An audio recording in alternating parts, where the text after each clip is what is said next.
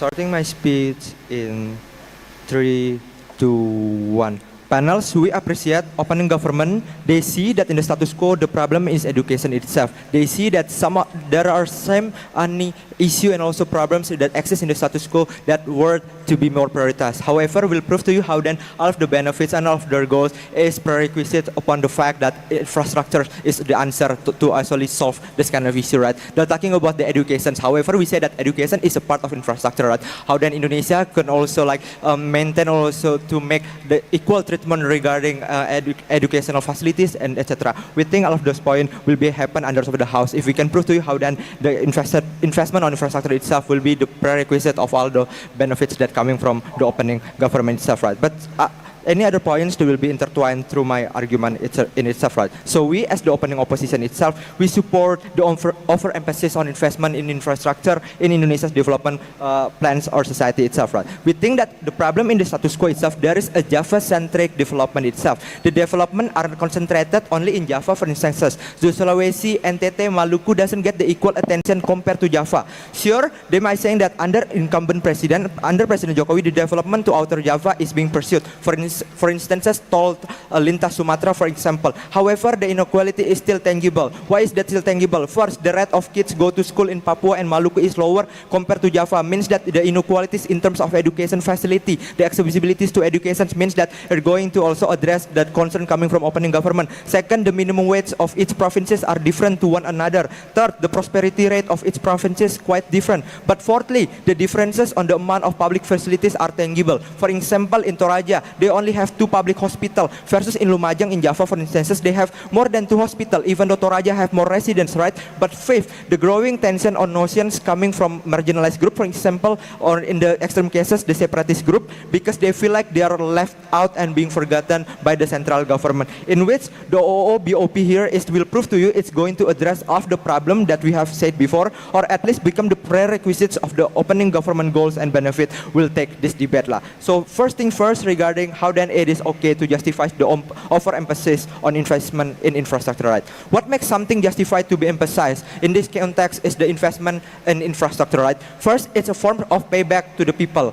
Indonesia's APBN are majority funded by the people's tax, meaning all people from all layers of society, all people contributes to fund those kind of APBN, right? All the taxes are accumulated to fund the APBN, meaning this is harmful and unfair itself if all of the development are centered to Java only, like in status quo, for example, Papua contributes so much through their gold, for example, NTB through its mining, they contribute that much to Indonesia's revenue itself, right? Meaning that there should be an equal treatment to every people in a region, right? However, they don't get the same treatment as people in Java. But secondly, what makes it justified? Because it is in line with Indonesia's condition, right? Indonesia is politically and militarily stable, meaning we don't have to prioritize other things such as military, for instance. For example, we can compare it to Russia because they have some military tension, meaning that they have to allocate the majority, a lot of fund and also the APBN, for example, to fund those military needs.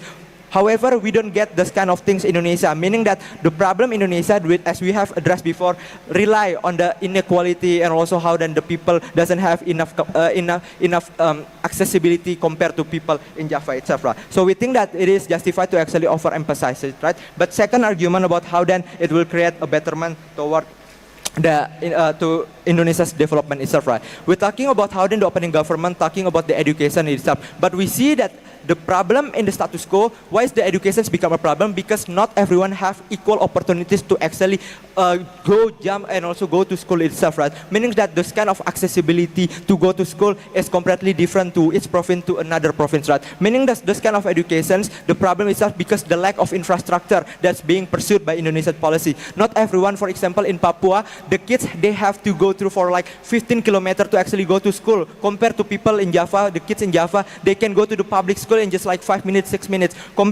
It proves to you how then the infrastructures become the main reasons about the inequalities and also the inaccessibility that's happening in the status quo. So before that, POI from closing government. If education is considered as infrastructure, does that mean that providing healthcare, things like giving equal access to hospital is also infrastructure It's under also opposition. become an infrastructure itself. Public facilities, not just limited to school, but also public hospital. Every facilities, that is to say, become the pivotal role to actually support people's productivity and also how to prosper. To prosper people, we say that it is also included in the investment on infrastructure itself, in which we think that kind of thing would be exist under outside the house. So what you get under opening opposition, right? We tell you about how then the problem that exists in Indonesia is basically because of the inequalities and also how then people doesn't have the enough access to actually improve their quality of life, but and also to prosper their life, right? Meaning that through emphasis on investment on infrastructure itself, we're going to solve this kind of problem. More people will have the equal opportunities to go to school. But secondly, when opening government talking about how then this going to make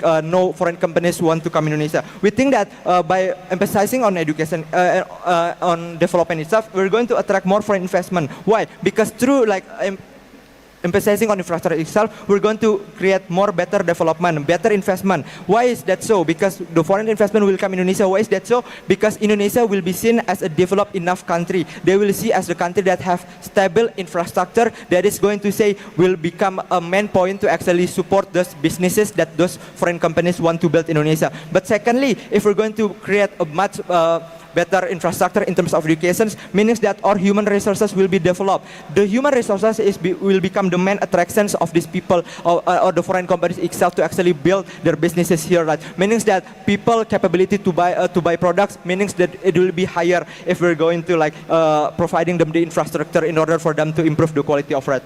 But secondly, how then is going to be manifested under our side of the house? Meaning that the APBN will say it is okay and we still support it anyway if the government want to allocate majority of the budget to invest on infrastructure itself, because we proved to you how then it will address all of the problems that coming from the opening government as well as that exist in the status quo. But secondly, we said it is okay because it's in line with the interest of Indonesia. More people want to have equal treatment, more people want to have accessibility, more people want to have opportunity. And also if we're talking about the separatist group itself, we're going to we can get this a chance to actually calming them down, because the reasons why the separatist group exists, because they see that the central government they ignored them, they left this kind of region, for example, left behind, and by pursuing more development in this kind of area, meaning that we care for them as well. So proud to oppose. Thank you.